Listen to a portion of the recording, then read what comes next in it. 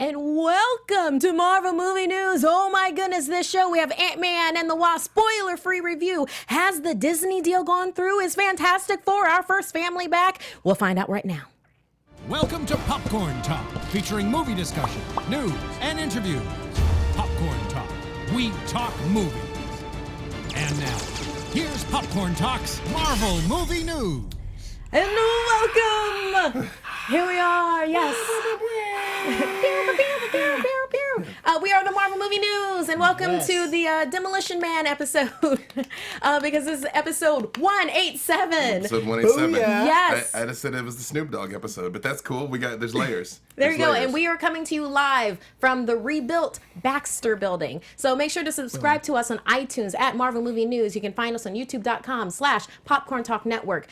You can also follow us on Twitter at Marvel News PTN. We're very, very active on Twitter, so please find us there, or at the Popcorn Talk. On Facebook, we do have a Facebook. It exists. So that's at facebook.com/Marvel News Show. Follow us, like us. We're trying to be more active there too. And hey, if you tweet out a link to our show with a message telling people about our live chat, which is one of the best places on earth, Aunt Manthony in the booth will retweet you. What's up, everybody? Aunt Manthony here in the booth, and can you believe it? Ant-Man is upon us. I cannot wait to run out to my theater this weekend and watch all the glorious. You must be particularly excited. Is that you, God? Yes, my son. And those dulcet tones that you hear is Mr. B. Dave Walters. You can find him just about everywhere, all over the internet, or playing RPGs or D&Ding. And please let us know where we can find you. That is true. I am B. Dave Walters. I do all the things. My main thing right now is I am the DM of Theogony of Kairos, the streaming show on Maze Arcana. We're Wednesdays at 7. I'm one of the co-hosts of Ask Your Black Geek Friend. I'm on We're Alive Frontier. I am literally anywhere people will come and let me say words into a microphone. He's in your living room right now. Literally, it's like you could set a trap for me if you just like set up a blue Yeti in the living room and a window open. Spider-Man-shaped cookies. Yes. Right, and exactly. right next to that awesomeness is some more awesomeness. And we have Joshua Evans. Let them know where they can find you. On Twitter, Comics Inspire is my main brand, so it's Instagram, Twitter. I got a podcast by the same name, YouTube channel by the same name, and then I guest around. I do things with friends, hang out with popular people. Excellent. And then, of course, we have our associate producer and awesomeness in her own right. She's on the Cosmic Couch, and we have Amy Cassandra Martinez. Hello, I am here. Yeah. So, we are going to jump right in. It is the first part of our title. So we are going to do, don't worry, everyone, it is a spoiler-free review. We are not giving you any kind of spoiler with this because we want you to enjoy it, as much as I did. Yes. So, but we're going to talk some Ant-Man and the Wasp. Yes. Spoiler-free, spoiler-free, spoiler-free. Spoiler-free. Spoiler-free. One spoiler. Dave. There is both an Ant-Man and a Wasp. Oh, Dang it. there you go. Suffer, there you go. Dang it. Suffer. Yeah. Right. Okay, so yeah, just some overall impressions. How did you feel? What was it like for you? I liked it. TLDR, I gave it a 7. I felt it was a decent I follow-up. love that you said that. Yeah, it's the internet. I mean, let's just get to it. Right. You know? Okay. All right. I felt it was a decent follow-up to the first one. I went into the first one with 0 expectations, so I think I was a very blank slate to be impressed. This one, I knew what they did in the first one, and so I felt it continued that. I would have liked something different or more or greater depth or greater growth. See the layers? Okay, greater growth. There you go. Stay on brand. Stay on brand. But I mean, I liked it fine. See it. Okay, Amy, how about you? What's going on over there with you and Ant-Man and the Wasp? Well, having seen it now, I actually really did like it. I really did, and I liked all of the nice action sequences that we got. And the music, and there was an added humor that I know that we got a little bit of in the first movie, but I think it was just kicked up a notch, which I really appreciated, and it surprised me. I liked it way more than I thought I would. Yeah. So, and I loved Paul Rudd. He's amazing. That part. Okay. Well, I've had the pleasure of seeing it twice now. I couldn't see it the third time just because, this has been a real rough month for me of running around everywhere. But I did get to see it twice, and I did do a press junket for Nerdist. So I did get to talk with the cast and everything, but still, no spoilers, no spoilers. Okay, so for this movie, I actually enjoyed it a lot more than I did the original Ant-Man. Not saying anything against that, against Ant-Man, Sure. but with this, I thought it focused on all the things, all the great things that Ant-Man brought us, that having the average Joe criminal be turned into a superhero, and then the whole family background and everything like that with Cassie, and then Michael Pena and having his criminal gang with like a T.I. and David, I always mispronounce his last name, but the guy who plays the Russian. Having all of that, and then having the high stakes of that within a superhero realm. You got that, and then it just pumped that volume up for Ant-Man and the Wasp for me. I very much felt on Scott Lang's side, where it's like, he accepted the consequences of things that the decisions that he had made. Yes. And if you watch Civil War, then you know what I mean with that. So accepted that and had to move forward, and I think that they did that in such a beautiful way for this particular movie. Yeah, it does a good job of establishing where Ant-Man was during Infinity War. It does a good job of establishing where he's going post-Infinity War. There are 2 post-credit scenes, I will say that, so make sure you stay all the way to the end. Yes. Yeah. It's a Marvel movie. Y'all Yeah. know. At this Y'all point know. in the credits roll, you just get comfortable again. It's what your third drink is for. I gotta say, to this day, I don't understand when people like get up and roll out. I'm like, we've been at this for 10 years. Right. Everybody knows. It's not even like just a fan thing anymore. Yeah. Everybody knows this. Yeah. And I will say most definitely, and you see this in the trailer, like already, you see it in the trailer. Wow.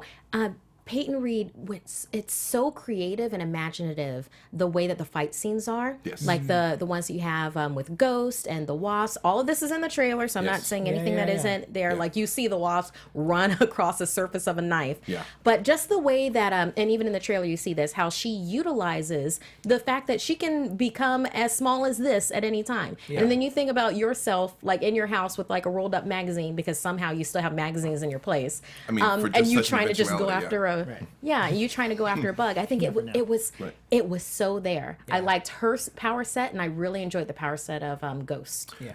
Yes, definitely. I mean, visually, it's interesting because if you think about it on its face, I'm a superhero that can get really small is not that compelling.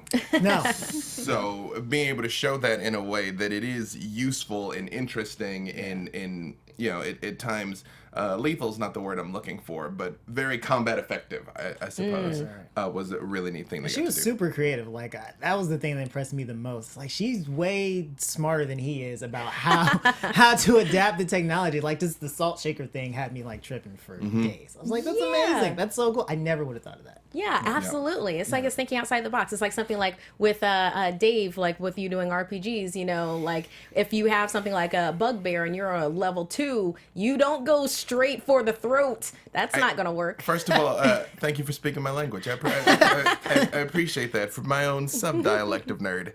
But yeah, absolutely. And I think at the end of the day, that's what keeps people coming back in for these things and keeps people engaged. That you need to show something both visually and depth-wise, and even like because I felt Doctor Strange did a good job about that, Yes. even though it's a while back now. But visually, the portrayal of the magic and how everything was fractal and everything was changing, and the Dormammu, I've come to bargain. But I will say this: I just read this today. This is also spoiler-free. In the quantum realm, in Ant-Man, there are apparently literally frames of upcoming Marvel films. They did it in the first one, and they were like, people didn't know until like the Blu-ray when people were like pausing, like wait a second, and like Kevin Feige and the director, they have confirmed.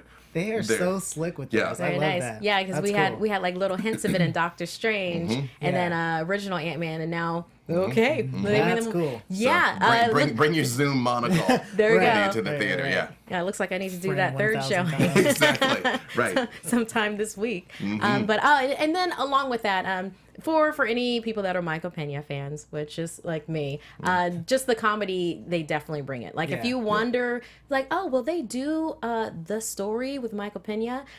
Yeah, I mean, because they did it, Ant-Man, and it's done Sure. in such a beautiful way, and I'm so excited for you to see that. And then like tweet us with that. We'll just like share that enthusiasm. But yeah, is there anything else about Ant-Man and Wasp? I mean, family. We have Cassie in there, and Props to Paul Rudd because he got super carved up. oh, that's right.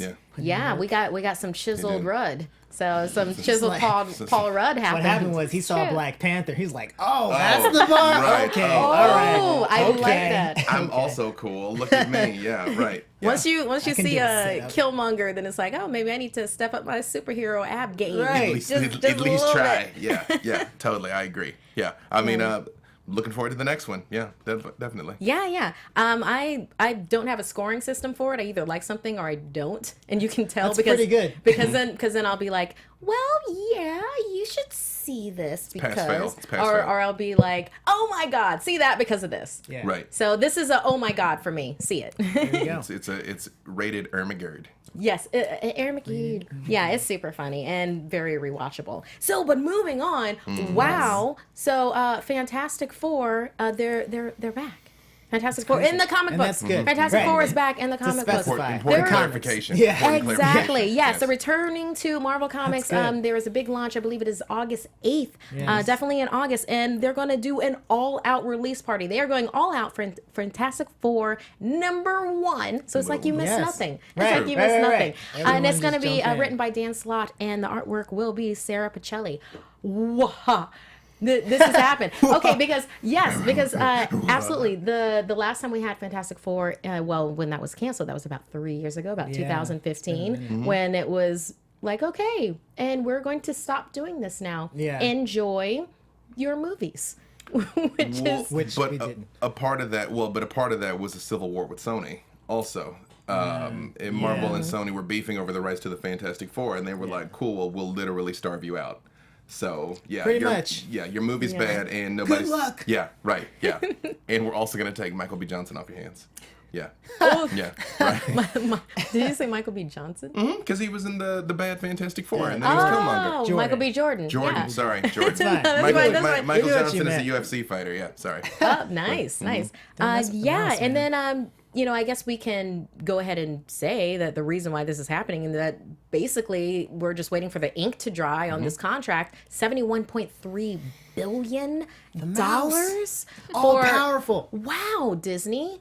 Disney's doing a that lot. thing. I Yeah. mean, technically speaking, there is still some time for Right, it's Comcast to not come with a fully better offer official. than 71.3 billion, but Yeah, good Disney's acting like this is done. Yeah. Right. And Disney has patience, confidence, And and resource. money, And also resources, yeah. resource. So like they are supposed to be, I believe the shareholder vote for that is July 27th, Yep. and like 10 a.m. Yeah. in New York. So. Yep. Hey, Gonna be a wrap. so, and then for them to be doing this big push with Fantastic Right. Four, Yep. how do you feel about this? You feel like we have Fantastic Four back in the MCU also? Or tell me how you feel about Fantastic Four coming out in comics again? Yeah, I think we're going to. I think Yeah. people that are, because believe it or not, the first two Fantastic Four movies I didn't hate.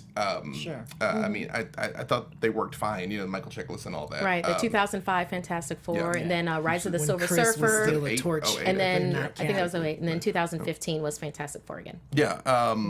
That's the one we don't speak of. Yeah. Hey, they had a fantastic cast. They did. And Fantastic cast. That makes- was where it makes- ended. But that makes it worse, though. That makes it worse. When you Walmart can have, can't get rid of it out of the $5 bin. Yeah, Like, when- it's not. when you have talented people and you still deliver garbage, and to me, I think that was Josh Trank being a diva because his previous one, Chronicle was great, so he had it in him to deliver a great superhero movie. But I think that's a mistake people make when they're dealing with these iconic characters, Yeah. is that in order to make this valid, it has to be a bold reimagining. And Right, it's like, right, yeah. no. It doesn't. You don't have to kill the past. Yeah, you don't. Well, I think that's why Captain America is working so well in the cinematic universe, because they've portrayed him as the ultimate soldier and the quintessential American, which is what that Which is character weird that they're is. even able to do that Yeah. in modern times. Like, how did you make this 70s throwback hero work? But they did. They did, in fact. Yeah, and it's fun. Just like just kind of a little offshoot. Kevin Feige even said, like, for to DC, he was like, hey, go back to the 70s Superman, like the original one. That he personally kept on using that as an inspiration for him for the MCU. So yeah, you're not off sense. base with that Yeah. at all. Yeah. Where it's like that original source material, there's a lot to be had there. Well, Yeah. the thing that originally put me on the map and why I'm on the interwebs today is I do a lot of panel experiences where I talk about the symbolic significance of these like superhero stories. I'm doing it again at Comic-Con Saturday at 7. There you go. And the depth and the meaning behind this. Yeah, And Superman and Captain America both fulfill the same narrative function where they are the ideal. Yeah. They're what everyone should ascribe to. Yeah. Superman is the ultimate person, basically, and Captain America is the ultimate American. Yeah. Basically. Right. Yeah. And I think both of those characters, if you were to try and create them today, you'd get laughed at the theater. Yeah. But I agree. they're important enough, though, that everybody still wants them, though. I think that's why everybody had a visceral reaction to, like, a gloomy Superman. Yeah. And I think they'd have a visceral reaction to a gloomy Captain America. Yeah, But, absolutely. I mean, him as Nomad, though, is dope. Something that I am excited about, like in the world that we are in now, with them possibly, we'll just, you know what? I'm just going to confirm it. They're going to make a Fantastic Four for us. It's going to exist in the they're MCU. absolutely There's too much money in it. We're just going to go from that baseline with it. Yeah. But I'm so excited for where we are right now. Like when we are post Wonder Woman, we're about to be in the thick of Captain Marvel. Yes. And then like if you're going into like, there's Birds of Prey is going to happen and everything like that. For them to have all of this and the Dora Milaje, we have all of these incredibly that strong, is happening. so Yeah. we have all of that. I am so excited on where they will set our first family, because like when you think about when a movie first comes out and then the world and the society that it is in at that time, it does reflect, the tastes and the experiences of the writers and the directors of that time. Yeah. So us having that now. Oh, Dave, I yeah, was you're gonna like, say, you want me to tell you what I foresee as a holy man? Okay. Like I have no greater insight into this than anybody okay, else. because This is you what I- see where I'm going. Yeah, All right, well, go you know ahead. what? In fact, finish your point. Let me not No, interrupt it's just you. like Sue Storm in general, and then like the Rogues Gallery that you have with Fantastic Four when you're doing Yes. stuff like the Frightful Four, if you're doing Annihilus, if you want to throw the Beyonder in there. I mean, it will be done in such a great way. I mean, we had Ego the Living Planet, and it worked. Yeah. And Guardians of the Galaxy. So I'm so excited with the depth of character and the wacky behind material that they can like put into this. Dave, go ahead. I'm gonna say two things. This is what I foresee as a holy man with no like greater access. Great divination. Yeah, exactly. powers. This is through the will of the living force. Right. These are the two predictions I'm gonna make. I'm gonna say they go the same way with their origin story that they did with the Incredible Hulk, the Edward Norton Incredible Hulk. Okay. Where it literally was a 10-second intro. It's like, oh, I'm a scientist, gamma radiation, an explosion, I'm the Hulk. Right. Movie. And then into the yeah, movie, yeah. Like we're gonna see them arrive fully formed as we're the Fantastic Four. That's the first thing I predict, or at least like 5 minutes. Yeah. Yeah. This was the accident on the waste rocket, and now Do you think they Yeah. might backtrack it like they are with Captain Marvel, where she's taking place in I hope so. 1991? I hope they follow the format that they kind of did with the Incredibles, where it's not all the way present, but it's just enough to where we still connect to the time and they can do like the super. Hey, I think I'm going to say they'll do I'm vibing on both of these. I think they're gonna do grand cinematics. They'll be too old if they push it too far back in the past. The second thing, and this might tie it into that, Yeah. they will do the Super Skrull. So Whoa. if Captain Marvel is about the Skrull invasion, then Yeah, yeah. Fantastic Four very well may be set back. They were and getting- about Right. that. That That would would make Super sense. Skrull, which Yeah. can lead to the Hulkling, which could lead to so many other things. I mean, this is some great nerding. Oh, Yeah. I love nerd speculation. This was but talking specifically about these 90s throwback movies that they're making now. You and I Right. talked again, I think enough time has passed after Infinity War that if you're very, very serious about it, you should have seen it by now. So this is a mild throwback to the after credit scene in Infinity War. Yes. Where certain somebody has a cosmic Nokia pager. And Oh, I had a yeah. real problem Right. that I was like, if you had that, I know of at least 2 other times you'd have made that call.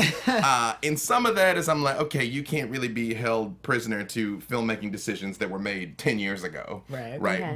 But there needs to be an on-screen explanation for us, like, bro, use it for this.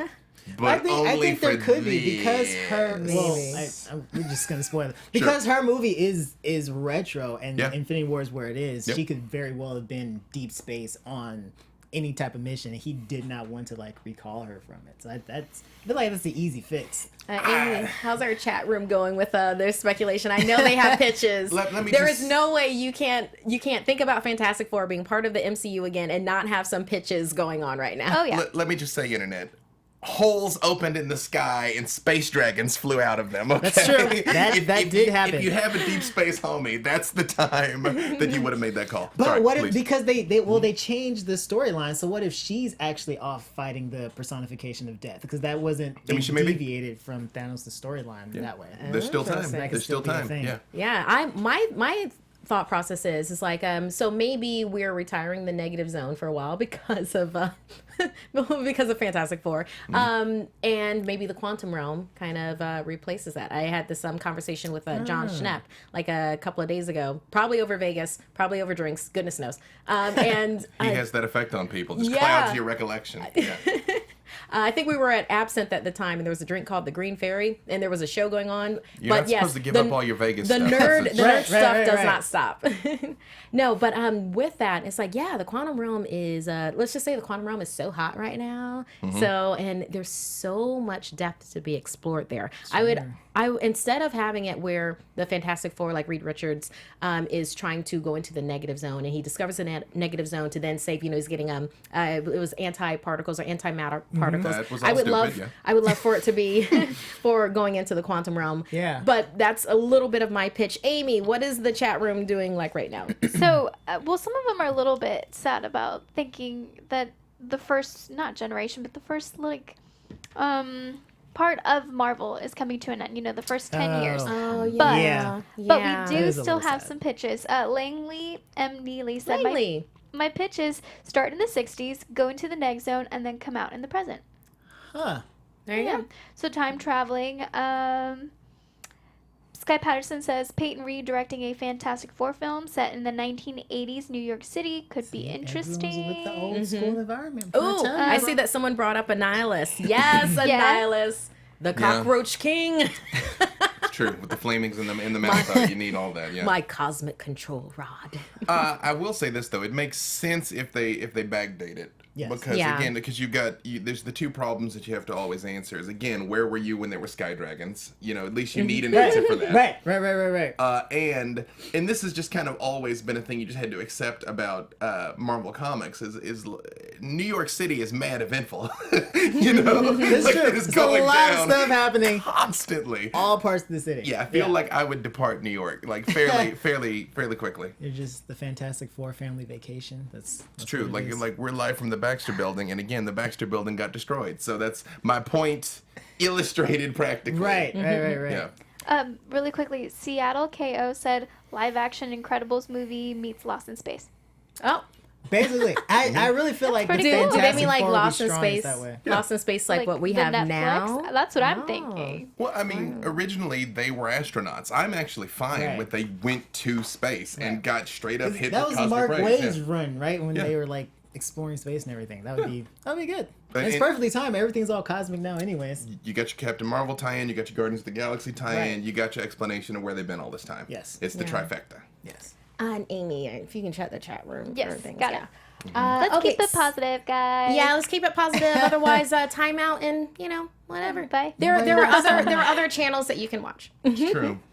Okay, so we're gonna do like just a a splattering of Kevin Feige news for everything, like a lot of like little updates, like with things where he's talking about Avengers 4, yeah, where it's like hey, so what's supposed to happen, you know, because like half of the superheroes are Right. you know such and such, and they disappeared, and it's like when asked if characters like Black Panther will appear in any trailers, he's like, Spoiler no, alert. they're dead. Yeah. Yeah. Spoiler alert. It's been a little bit. It's the statute of It's been limitations a is little up. bit. Everybody with confirmed sequels is dead. It's, Right. That's Yeah. how it's worked. And then Yeah. it's not how you die, it's how you live before you die. You know, that is an issue that I'm still very much grappling with, is, again, attempting to be vague, but I reiterate, if you really cared, you should have seen it by now.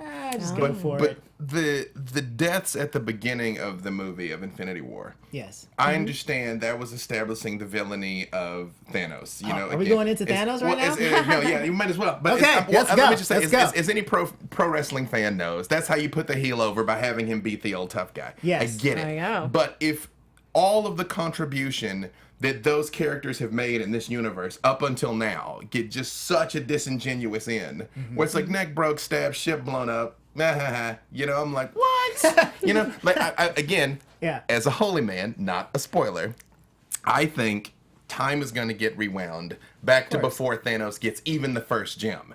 And if he doesn't even get the first gem, then none of that happens, and that's how everybody comes back. That is my prediction. Okay. But Thanos, I know you have a very nuanced Oh, you know, on the why Mad don't we Titan. save that for our Thanos Okay, section? all right, okay. We'll come Let's back save that to, for our Thanos we'll section. come back to the Mad Titan. But when Kevin Feige was asked if things will definitely go all in a cosmic direction, he said, we're holding off on specifics on all of it for all the same reasons we hold off on everything. For the most part, it's keep the surprises going. The one thing I'll say is the mere fact that these films exist, people shouldn't take any indication that they can now guess what will happen. Yeah. Let's put it that way. That's good. I like that. I That's know. terrifying. Isn't that? But amazing. I like it. And Avengers 4 hopefully hits theaters May 3rd, Right. 2019. Next year. So Yeah. You know, May there 3rd or May is 4th, yeah. roughly a 4% chance, 4% is being generous, that a lot of the people that went away, they're going to leave out of it, possibly out of the entire movie, if they can get any of the X-Men and the Fantastic Four and all that stuff before then. Thing is, they've shot a lot of that movie, so I don't know. It would be Yeah. like a giant Hail Mary Yeah, I know. if they pull that off. But if you have, like, the X-Men are the one that saved the world, and then, like, right at the very end, you get those people back, Yeah. maybe. Maybe not like all the X-Men. Maybe just Yeah. one. Yeah. Somebody But it's a iconic. long bomb, though. Yeah. Yeah, right. Yeah. Yeah, Maybe like but 3.5%. Kevin Feige did go further to talk about Spider-Man. Yes. Yeah, Spider-Man Far From Home. He said he compared the lighter tone to Ant-Man and the Wasp. So Yeah, that's Mm-hmm. that's really nice to know. Much like Ant-Man and the Wasp, there are things that people know about that movie, which is a great deal of the movie, the villain of the movie, the storyline of the film, that we're shooting in Europe, and that Peter Parker goes on continuing after Captain America Civil War as a big, giant superhero class movie. The fallout of that in Homecoming was John Hughes and him going to his high school. So that's what's fun to us about Spider-Man movies. And again, going from Infinity War to Ant-Man and the Wasp, the tonal shift. So he's talking about that. We know that it is going to be for Spider-Man Far From Home. I'm just going to skip to that one. For Spider-Man Far From Home, we know, and we were asking, so what does that mean? He's, Right. you know, my thought was, yes, geographical, but also thematic kind of a deal. Sure. But with this, Kevin Feige has answered. He answered, he says, we know it's the summer vacation. I think he's going to Europe with his friends. So great. Right. Did you see There you go. Orlando Bloom petitioning to be Captain Britain? Yes, and we've talked about that on here. That's- Captain Britain. that's I would funny. accept it. I would accept it. I would accept it. Would you? I'd accept it. Yeah. I mean, he's due for another hit. He got Legolas right, and then nothing since. So I feel like it's time. The pendulum should have swung. Yeah. Here's my issue with that is, yes, Spider-Man is supposed to be a lighthearted, jovial, fun character. In fact, I think that's the number one thing Marvel's really gotten right, that he's a kid having a good time. Well, Yeah. at least for right now. Yeah. And then growth. Well, but I would even say Peter Parker, for the most part, is always having a good time. Like, some terrible things happen to him, but it's because he's generally a high emotion, high. He's a good person. Yeah, well, that's the constant chattering and the never shutting up. That's what they got so right in Civil War, where he's just chattering nonstop. And so obviously some of the events of Infinity War are especially wrenching, but I think it would be disingenuous unless Infinity War ends on a relative high point to be like, man, that apocalypse was weird. Anyway, summer vacation. Right? Wah, wah. That's what I was thinking. But well, think about it. I mean, the world has to go on afterwards. That's true. It's one of those things. I mean, that's something that's both beautiful and tragic with us as being human beings. We adapt to just about anything. Yeah. It's a survival thing, yes, but it's also kind of gorgeous. Mr. Stark, I don't feel so good. Oh, stop. See that? So now you're like, why'd you have to bring that up, exactly. But he is a teenager. So if once Infinity fully resolves next year, he is a teenager, and the whole like, I just want to get away. I want to go as far away. It's about like the angsty teen thing still, I feel like somewhat applies to him. And I think that's kind of my criticism of what Feige's saying is that, we don't know how this is going to get fixed. Yeah. But you're not going to convince any of us that it's not going to get fixed. Well, we know. You know what I mean? That he's all like, ooh, you don't know. It's like, but we do, bro. Yeah. You announced the slate. We do.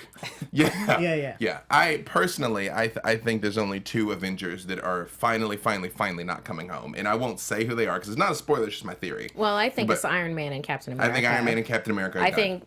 think they're going to give up their lives to do whatever has to happen. And that will be pivotal to fixing everything. I think those 2 were done. Yeah, I think the rest of them are going to live. I think those 2 are dead. I think because of the way that it's set up, I mean, you have other people that can pick up the Captain America mantle. And, keep in mind that Captain America is an ideal. It's not, I mean, yes, it's Chris Evans. we know that. It's Chris Evans, but also it's Captain America. So that can be Bucky, that can be Falcon. That could be somebody that we aren't thinking of right now, but maybe they've thought about that for the MCU.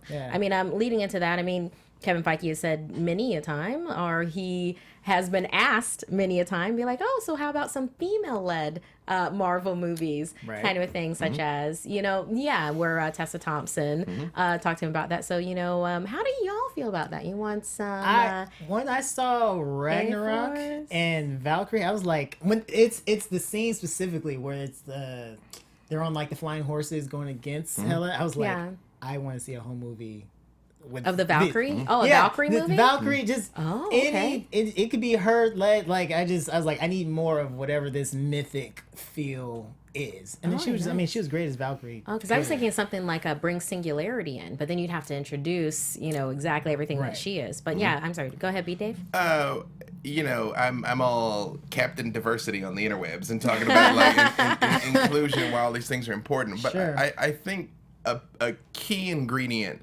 of making any valid project is it needs to be valid on its own legs. Absolutely. Like, if you set out to make the black movie, or if you set out to make the female movie, the movie's gonna be garbage. Set out to make a great movie that happens to feature these people. That's why Black Panther worked, because it is internally consistent and it just makes sense on its own. Oh, and by the way, here's all these gorgeous black people in this idyllic portrayal of the motherland. It's true. And so I think it's gonna be the same thing. I think if you set out to make an interesting, compelling superhero film, right, like just the best story. Yes. Yeah. With the right people on both sides of the camera. Yes. Then it's going to work. I think if they come at it like, well, we've got these 12 females, that's clearly all it takes to make a movie. I'm gonna be like, right. Because then that then hurts the movement. Because then all the people are gonna be like, oh, 100%. It had a woman at the front of it. It flopped. It must have been because of the woman, not like the writers and the producers. Yeah, that's an interesting thing that a lot of not a lot. I'm not gonna say a lot, but some people like to fall back on vocal trolls.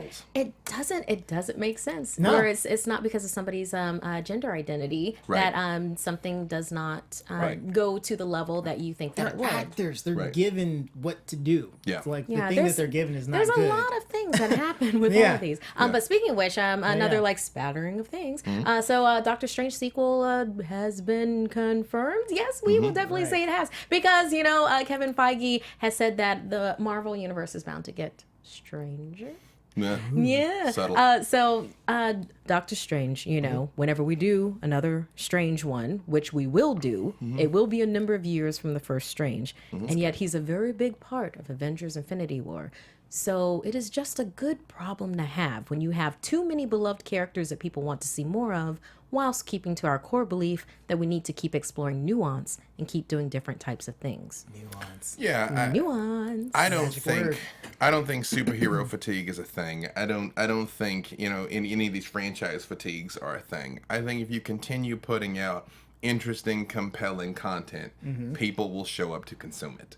So I'm like, you could put a Marvel movie out every week, and if they're legit, I'm Every gonna go. week. As opposed to like Yeah. 3 Right. a year. Yeah, Every exactly. week. Yeah. 3 years. Yeah, but again, when they stop working, like, again, I realize we're here to talk about Marvel, but I'm a super Star Wars fanboy, but Solo wasn't a very good movie. It just wasn't. So, I don't feel like they need to feel like it's a jukebox that just keeps punching them Yeah. out. I mean, Yeah. do it right. Yeah. But yeah, keep doing it. Yeah. So Okay. I think any of these major franchise tent poles we've seen so far, we're going to see more of them, except the Hulk. We may have never get And I think it's also taking the superhero world and stuff and just dropping it in a genre. So it's Yeah. not necessarily a superhero movie. It's a romance. It's a spy thriller. Yeah. It's Yeah, something. they Definitely. cross, It just happens to have genre. superheroes. Yeah, in but it. that reminds me of Silver and Black, where that's just kind of been put on hiatus. You know, Right. Gina Yeah. Prince Blythewood, and hey, it's not right. I don't want you to just do it. Yeah. I want Yeah, you to yeah. do it right, or And I- just hold I off. trust it. Well, I would like to see a Black Widow movie where she's basically James Bond, where it's like, here's Natasha Romanoff being a super spy. Right. And like, that's what the Doing movie's the about. bangs. Yeah. And I'm super fine with that, though. But Yeah. again, not because we have to make a female superhero movie. right, No, right. because you want to make a legit Black Widow movie. Right. Right. Scarlett Johansson has done her part. The character's established. She's interesting. She's We know compelling. she's lethal. Yeah, yeah. We know she can do it. Then do that. Yeah. Yeah, and then I just really like the whole idea of Doctor Strange movie because what happened to Baron Mordo. We have Yeah. I just want Chiwetel Ejiofor. I hope I said that right. Yeah, he's phenomenal, and I want that to come back around. I just want 90 minutes of Dormammu. I've come to bargain. yeah, I'm sure that's on YouTube somewhere. Somebody Oh, has 10 made that hours cut. of Dormammu. I've come to bargain. Absolutely. Yeah. Yes, Totally. I love that. And there can also be kind of a cross between Doctor Strange and Black Panther if they have Brother Voodoo in there. So just There saying, you go. There just you go. saying, Options. Just throwing Look that at out. They have a lot they can do. Dare you have I an know. extensive encyclopedic knowledge of the material? I'm Johnny Nerdy Seed. How dare you, madam? Yes. But for talking about your Thanos thing before, so Thanos keep it extended. It brief. is a possibility. I mean, Jim Starlin is the. He's the source of the rumor, correct? Yes. Where Avengers Infinity War may get an extended cut on home video that will include more of Thanos' backstory. We're talking about 30 extra minutes of Yeah. Thanos footage Yep. that was cut. So, wow. There's a lot there that we could mine. You know what? I'm passing this to you. Okay. I know this is I important. know that you have a theory, Josh. No, I'll keep it brief. Okay. I won't do my rant. I've had so many arguments about this. I don't see what is the 30 minutes going to be of? Like, I feel like, and I was saying this earlier, I feel like Thanos is the epitome of like 2018 waste your time. Like he didn't even accomplish his goal. He has an infinity gauntlet. He kills half the people, which only buys him 100,000 years. Like he should have just increased resources or like. She did a lot of stuff. So like 30 more minutes. It didn't help. I know we're doing Marvel new stuff, but it didn't help Batman vs Superman. That added 30 minutes. It didn't make it like an overall like, oh, this is a fantastic movie. I don't. And I don't want to feel bad for him. That I is a want him to whole be other evil. conversation, It is. though. And It then we'll is. I get into just the cherry-picked Snyder that. cut and everything. Yeah, That's yeah. a whole other conversation. I'm all for the Snyder cut, for the record. Let me say that now. Have you ever read the original Infinity Gauntlet? No. Right. But Yeah. isn't his original thing is he's trying to impress Death, right? Yes. Yeah. And that's the story that I wanted. Yeah. Well, but here's the problem with that, and I mean, I loved Yeah. the original Infinity War, but in the year 2018, I'm gonna kill half of all life in the universe to impress a girl.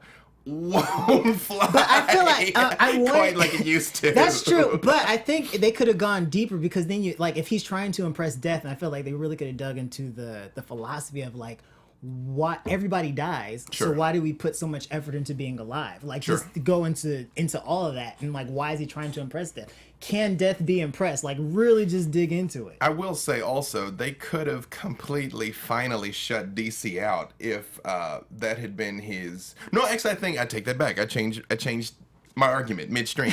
I think they changed Thanos' story to shut DC out because they're moving towards Darkseid, and Darkseid wants the anti-life equation, but Darkseid wants to kill everything everywhere because right. Because It's I'm Darkseid. Darkseid. Yeah. So, Which brings it back around to a nihilist who wants to kill everybody everywhere and then just be the sole survivor because he's a nihilist. There you go. Well, yeah, it all. Well, you know, the most all connected. the most compelling argument of those I've ever seen, again, at the grand heresy of mentioning DC, was Owlman in the Crisis on Two Earths in the DC animated movie, where he's like, because it's the only thing I can do that matters. Yes. I have to kill everybody because everything else, like there's some quantum variation, you know. So back to Thanos. Even that's an acceptable explanation. Well, but back to Thanos. I think one, the story's only half over. Right. Definitely. I Which I think had we an have issue Farmer with. Thanos happening in But there. I don't know We're that getting I'm some super, Farmer Thanos. I don't know that I'm That's the super thing. pumped about Farmer Thanos. You know what? I want some Farmer Thanos because I actually kind of felt for Thanos. I mean, he's supposed to. He's a maniac. He's a maniac. He's completely wrong. But then it's also a like mad titan. You know what? That was a beautiful punchline to end that on. So yeah. Disrupted her own thought stream. Yeah, no. We can talk more Thanos, and you can talk Thanos in the comments and tweet us with that. But unfortunately, for time constraints, we do have to move on to Morbius because Jared Leto. Right. Yes. Jared Leto. so He's adding. interesting. Yeah, he's dude is going super super-villain because He is. Sony Pictures is developing a solo spin-off project for Morbius. Oh, Can you imagine a you know? Matrix remake? I feel like that's inevitable. Yeah, For we do. Morbius, the living vampire. So this would be set to follow the anti-hero exploits of the blood-sucking Superman antagonist. And this is off of a script by Burke Spider-Man Sharpless antagonist. and Matt Sazama. I'm sorry? Spider-Man antagonist. You said What- Superman antagonist. Did I say Superman? Yeah. Maybe I just have Superman on the ring. True, because Superman would work Morbius. Oh man, It'd be a short day. Thank true. you. drag you into the But yeah, sunlight. this is the same duo that did the 217 Power Rangers film reboot, and most lately Lost in Space for Netflix. So I'm kind of excited about that for Morbius. I will say completely, when I was thinking about the Rogues Gallery of Spider-Man, I did not think Morbius. Right. For first, Right. that is just me. But how do y'all feel about this Morbius news and Jared Leto? I would love it if this ends up them going full Darkstalkers. That whole thing in the 90s that was Blade, Morbius, Johnny Blaze. I love that brings Blade back backdooring in. back into the whole thing. Yeah. It's like everybody act natural. Act Right, natural. right. And it's Ghost Rider. Ah! Yeah, right. I mean, I'm all for it. I like Jared Leto a lot. I liked him fine as the Joker in Suicide Squad. I think that the edit, that movie suffered from the edit. And so he's a gifted actor. He looks like Morbius. Right. I think I do have some real concerns about Venom, as we were talking about before. But I mean, my number one concern though is I feel like Sony is saying, we've got this stuff, we know it's important, but we really actually don't know what to do with it. Yeah, right. Not really. Yeah. You know, Yeah. it's like right now, if we had like a metal sphere, then we were like, well, this is a $10 billion quantum calculator, and it's like, well, I mean, okay, but. Do we write it? Like, Yeah, I mean, I'm touching my phone what do to we it. do? I know it's important, but I They don't. have a lot of strong properties. Well, it's like when they were talking about doing a Sinister Six movie without Spider-Man. Yeah. I'm like, then you probably shouldn't be allowed at the table to discuss That's this. a very, very interesting prospect that I would want to like sit down and really talk to the person about, to be like, okay, so how? And for what? Because they, And in they what teamed up to fight way? Spider-Man, so why are they a team now? Yeah, I mean, I would Yeah. understand if you're like taking it for one of them, like back to the origins, like my villain origins, where they're like Yeah. a regular person, stuff happens to them, and it projects, on and out. Sure. But Yeah. eventually, I'm going to need some Spider-Man, eventually. But Right. I think the only way you could do a standalone Sinister Six movie is if you went full Old Man Logan, where you're like, the six of us are basically going to war to slice up the city. And maybe somewhere along the way we encounter like a mutual, you know, a reason to have a mutual understanding, type thing, and then like go the rest of the way. That would be. But even then, You would have to have Spider-Man at least like in prison somewhere, just like bleeding. Like, okay, we understand why he's not here. Right. I love these nerd conversations. Disney is completely killing it this year. We already know this. I mean, everything from Greatest Showman to Jumanji to Black Panther, a movie called Black Panther, a movie called Deadpool 2, Avengers Infinity War, and I predict that Ant-Man and the Wasp will do extremely well because it is a family-friendly movie. It's great. I don't see any reason for you not to see it opening weekend besides you being too busy, and then go see it like 2 weekends later. It's one of those movies that you can see at any time. I personally and believe. again, you vote with your wallet, even if you think it's maybe not be like 100% your cup of tea. If you want to see anything even close, like if you want to see representation of strong like female superheroes, if you want to see more action comedies, if you just want more things, then see the thing. Definitely. Well, it's just the overall box office for everything is just wow. They're super got like killing a it. third And of I the box forgot office, to don't say Incredibles 2. Oh my god. Oh yeah, Incredibles 2 was delightful. I enjoyed it. Yeah. That's a lot. So we're gonna go into TV talk. Marvel movie news. We're talking TV time. Oh, and thank you, chat room. I was confusing some of my movies there. I confused some movies that were Sony with Disney. I was looking over overall gross box office for America. But yes, thank you for the correction. So they were all Marvel movies. They weren't all Disney movies. They're all Marvel Marvel movies. movies. You know. Okay, so for It's TV talk, so Luke Cage season 2, or Luke Cage just in general. I know that episodes 1 through 3 were talked about last week with Coy and Trevor, kind of a thing.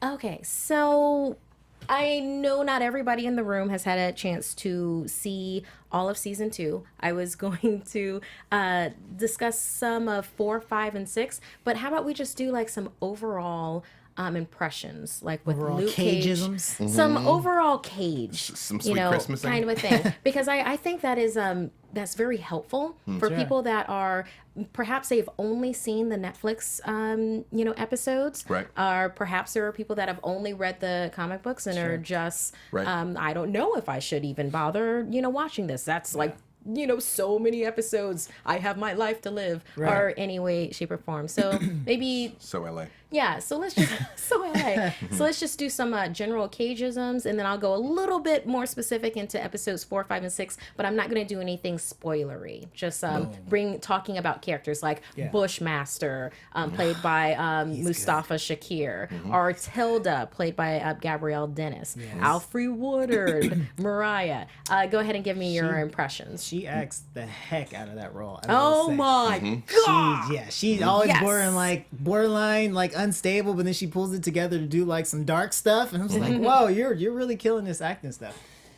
It's Luke Cage is good. It's good. I will say I miss Cottonmouth. He's like he was my favorite. He was the best part of the first. I don't think they really knew how well he was gonna like connect. I was like, he was amazing. But Bushmaster, I know you're going like into it like later with like the season 2 stuff, but Bushmaster is fantastic. Yeah, I really enjoy with that particular actor, Mustafa, what he has brought to it, because it's you see all dimensions of a person with what he's doing there. Because yes, he's a killer. Yes, he's brutal. Does he have reasons? Yes, he does. And in that sense, I love the parallel that you get with season 1's Cottonmouth, that you get with Mahershala Ali, with what he brought to Cottonmouth. Because you feel a vulnerability for Bushmaster, and then you're also like, wait, you're the bad guy. You gotta be buried, man. Again, you gotta be buried. Yeah. That's why Killmonger worked. Because when you listen to Killmonger and his motivation, you're like, oh, what, dog? You're actually kind of right. Right, like I kind of agree with you, but these methods, man, I can't ride this train with you. You're not supposed to say I can't do it. Yeah. I think the significance of Luke Cage is he was one of the first major black superheroes. I think he was the first one to star in a book, but this being the internet, if I'm wrong, it's been corrected in the next 10 seconds. But if he wasn't the very first, he was definitely one of the first.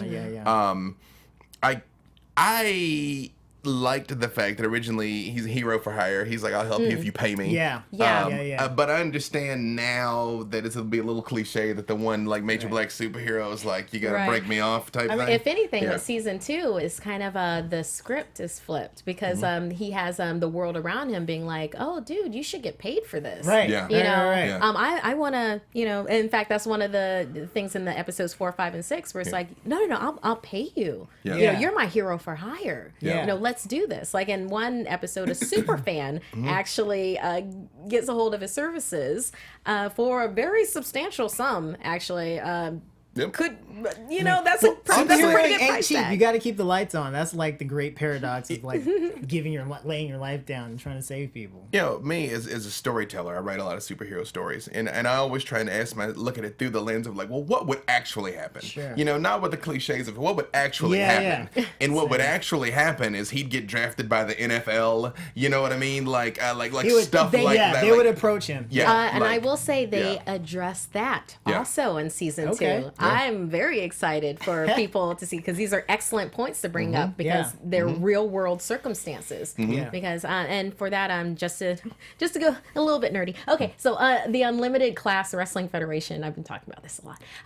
Where it's like that's kind of a deep dive in comics, but it's like you have these wrestlers that are superpowered. They're a little bit too superpowered to be actually in wrestling or to be athletes anywhere else. So then they have to like do their own league. Spider-Man and Ben Grimm, they all. Thank you. did their Yes, thing. the thing, and then they even have some Eternals like the Beyonder, like jumping in there. Does he show? I think he has to show up in his Elvis jumpsuit though. If the Right, Beyonder, with the like curly hair. Right, totally. It's like, Yeah. right. So, but going back to Luke Cage season 2.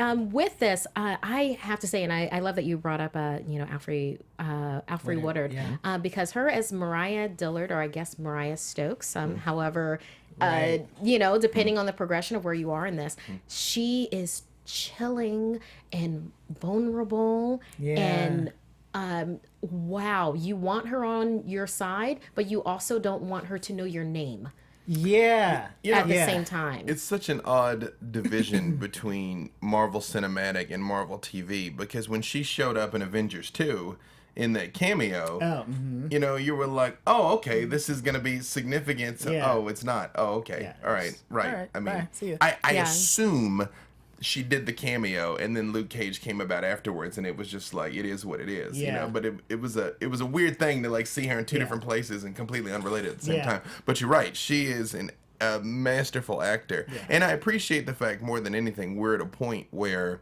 really truly talented people can be in these superhero movies like Glenn Close and Guardians and stuff and have it like be okay. We're getting all the talent. Like, you don't have to be embarrassed about being a geek we anymore. got Angela Bassett. The rest of them can fall in line. She's my queen, obviously. I Literally. want more of her. She's my queen mother. Panther. Literally. She's Ramonda. But that's going to be our little Luke Cage talk for right now because of time willing. And yes, Matt Key gave me this little Luke Cage. Sweet Christmas. Indeed. So moving on with our TV talk. So Cloak and Dagger, have y'all been watching? Episode 5 has dropped and it, oh my God. I loved this episode. Layers. Ooh. Layers to this, yes. Not to be too spoilery, and also to keep it short because we're kind of running. Out of time. I'll say really quickly that my favorite part, and trying not to keep it super spoilery. Yeah, but still. Right, but still, in the basketball game where the ref was being hard on the dude on the other team who was black, and just seeing like his conflict with like dealing with this white dude in power, and it's like, we're both black, but we're like opposite team, so like I should be like glad that the call's in my favor, but he was just like super bothered by it, and that I don't know, like I liked seeing that conflict. I liked the conflict that he deals with and the levels and the lengths they go to like showcase that. Yeah, I think Cloak and Dagger has been really good about to keep it as a simple term, the unfairness that comes with what lot that you were born into in life. And like with that in particular, where it's like, the prestigious championship school that obviously has the ref like in their favor. And then, having to deal with a situation like that and being on that side, and you can just as easily be on the other side. Because it's, it's a thing where it's like people would think that racism doesn't exist when it goes to a class issue, but it's like they're kind of hand in hand Yeah. at the same time. Again, back to being Captain Diversity. You only get those stories when you have the people on the other side of the camera Telling. that have lived those stories. Yeah. Like, because They when you, understand that It's imperative. nuance. yeah, because when you haven't been there, you're like, no, of course you'd be glad that And the ref's you giving don't you the even calls. catch You're certain like, things if you yeah, haven't been there. Yeah. yeah. Because you know, you can go through life in a certain way, seeing things in a certain view, and I love that we have a show like Cloak and Dagger, which I think they are absolutely killing it. Yes. I absolutely. Yeah. Tone, My mom, sisters, everyone color watches this. palette, you know, Yeah. with the acting, everything. Yeah. But with that, it matters. Like this kind of representation matters Yeah. because you can 100%. actually see that other side of it. You can Yeah. feel what they're going through. Yeah. It isn't just, oh, these are some teenagers and punk kids, you Yeah. know, such and Yeah, yeah. such. When No. it real. was I was a big fan of the comic back in the day, and when it was first announced that they were doing it like a free form type thing, it's like angsty teenagers. I was like, no, because even though they were young in the book, of Yeah, course, but I mean yeah. all of them were young. It didn't read young. Yeah. you know. So now to fast forward, and you're like, oh right, okay, yeah, Yeah. no, They're doing it. yeah. And I love like that it a they lot. got to the powers quick. Like they didn't They do like did. a slow build. It was like, nope, this is what it is. This is how it works, and we're into it. Yeah. I So appreciate Amy, that. I know you're watching Cloak and Dagger.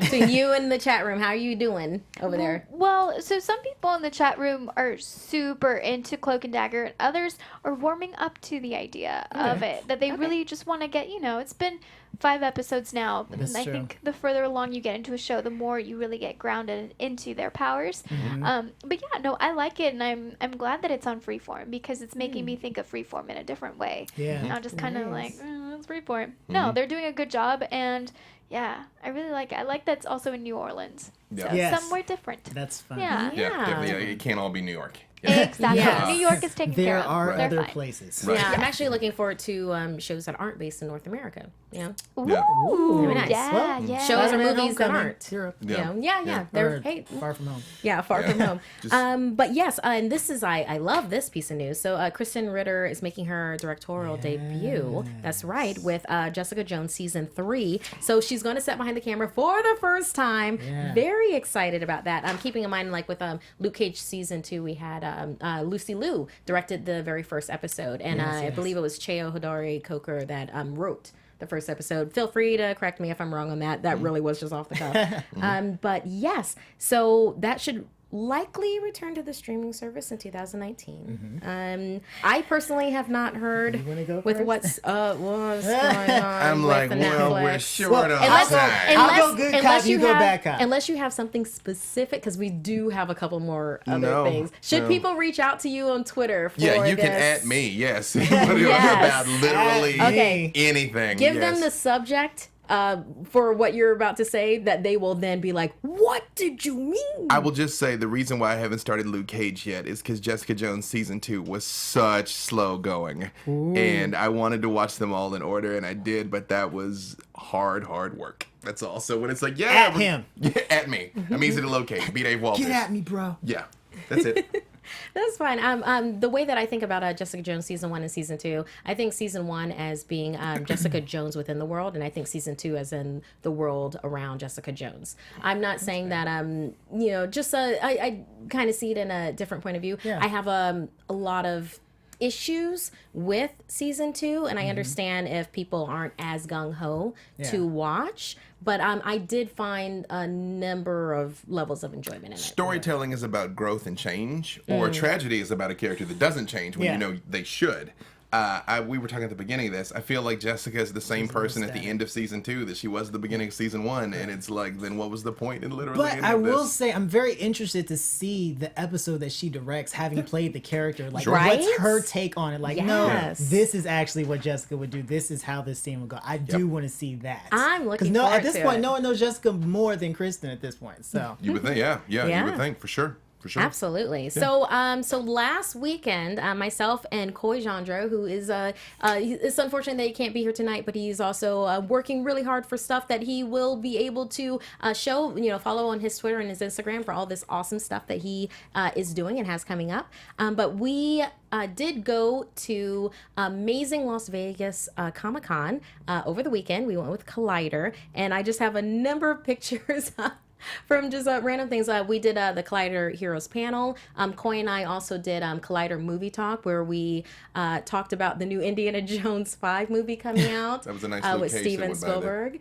And then also we talked about Aquaman. Yeah, they talked about that also. Let me just say, don't need another Indiana Jones, do need more Aquaman. Yeah, that's it. There you go. Also at me. There you go. I love it. Let's keep that conversation going. But it was myself, Coy, and John Schnepp, and as you can see from the pictures on YouTube something that kind of irks me a little bit when you see magazines or news articles or anything online where they say about cosplayers, and then they'll be like, and it'll be a certain type of cosplayer. Like I found a black female Cable, and I just walked and she was like right there. Yeah. And so I have a picture of her, and I think that's Shade Ava cosplay. I also have her on my Twitter, and I think it's excellent. I mean, you get it. She's infected with a techno-organic virus. Who's not in this day and age, Who right? isn't? What are you talking about? Ooh, sorry. What? You told me that in confidence. I'm Yes, sorry. I did. What? Right. And then I just want to say a huge thank you to a number of fans that came up at that time. That made me feel incredible. Like people that were like, "Hey, I know you do Collider, but we really love Marvel Movie News." That meant a lot to me. Yeah. It's like, yeah. And then also I met true. Noah and Nolan. It was their first Comic-Con. They were like itty bitty littles, and their dad who brought them to Amazing Comic-Con. And it's like, hey, you have to start somewhere. He's like, yeah, I'm trying to get them involved in the books, in the comics, but we can start with the movies, kind of a deal. And apparently, I met my my unofficial fan club president. I met him also, and it was just it was really great. It really makes me want to do more conventions, definitely, because hey, we are one tribe. We are nerds. That's right. And It's true. I very much enjoy that. And then with this con, it was. Usually cons are crowded. Like if you think like Comic-Con, like San Diego Comic-Con, it's it's become very commercialized. Yeah. With this, it really was like back to when. It really was. I mean, in there, I saw Luke Cage, like original Luke Cage. We're talking tiara and gauntlets. That happened. And then I also have a picture in there with and you can check my Instagram too. I have most of these on there. Not all of them though, because I was saving them for the show. So I guess you just have to go to the YouTube, There you go. iTunes listeners. But yeah, and then Louis Tan is in there. He's carrying a sword. Awesome guy. We actually went to see Absinthe with him and his PR person is me, Coy, and John and Sheena. And yeah, I guess we're awesome.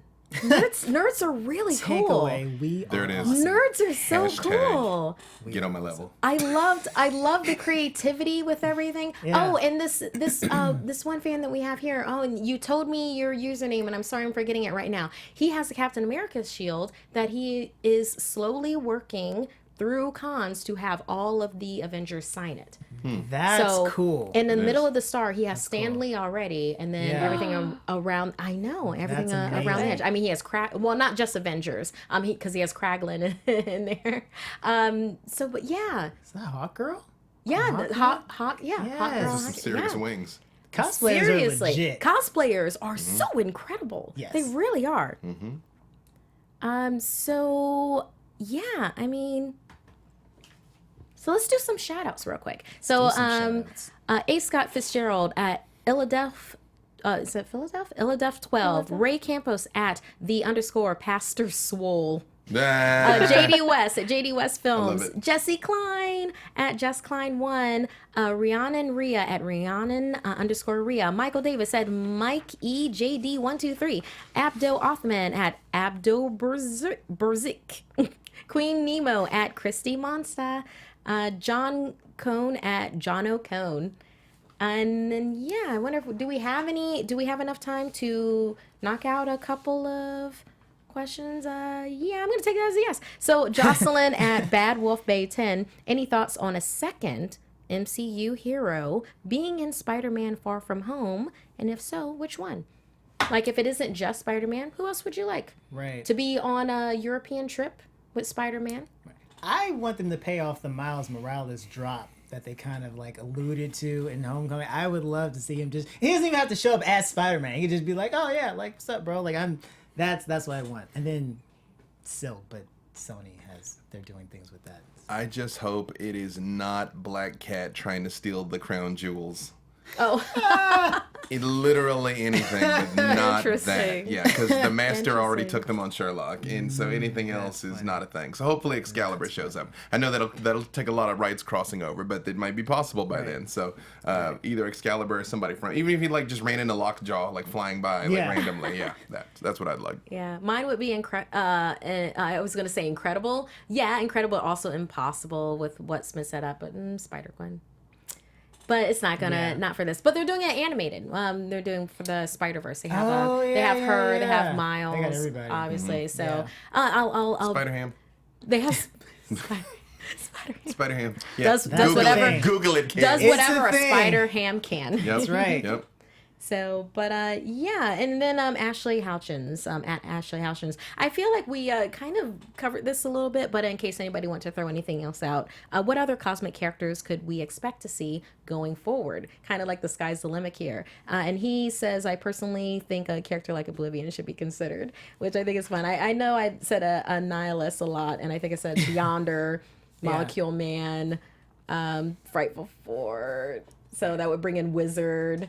I mean, well, those aren't cosmic, but you know. Yeah. You Silver know. Surfer. Big. Still need to see the Silver Silver Surfer. Surfer. Silver Surfer done right. Like Galactus. all of Galactus' heralds. Yeah. Like in big Roy Orbison Galactus would be a nice Are touch. you too. saying you don't want Galactus as a cloud?